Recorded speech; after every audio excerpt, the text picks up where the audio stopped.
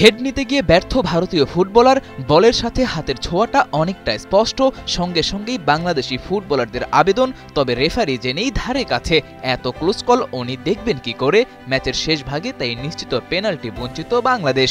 তবে শুধু এই একবারই নয়, রেফারির চোখ একাধিকবার ফাঁকি দিয়েছে ভারতীয় ফুটবলাররা। এই যেমন ম্যাচের প্রথমার্ধে জটলার মধ্যে মোরসালিনকে নিশ্চিতভাবে আঘাত করে ভারতীয় এক ফুটবলার, কিন্তু রেফারির সুকৌশলে তা এড়িয়ে গেলেন আর পুরনো সেই প্রশ্নটাই যেন সামনে আনলেন। ক্রিকেট থেকে ফুটবল, সবখানেই ভারত বাংলাদেশ ম্যাচে রেফারির সিদ্ধান্ত হয় বিতর্কিত।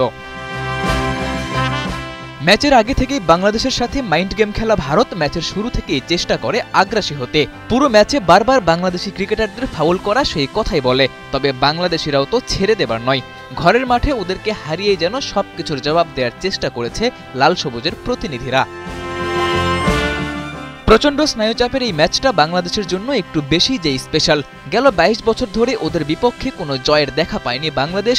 আবার দেশের জার্সি গায়ে ৪টি ম্যাচ খেললেও শেষ মুহূর্তের হতাশায় জয়ের দেখা মিলছিল না সমিত সোমের। ভারতের বিপক্ষে এই জয় যেন মিলিয়ে দিল সব হিসাব নিকাশ। ম্যাচ শেষে তাই সমিতও ভুল করেননি সমর্থকদের কৃতজ্ঞতা জানাতে।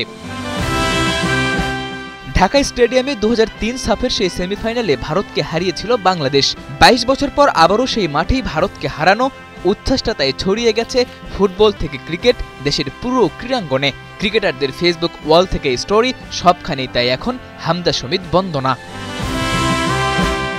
পেনাল্টি কিংবা লাল কার্ডের বিতর্ক ছাপিয়ে বাংলাদেশের এই জয়ই তো দিন শেষে মহামূল্যবান।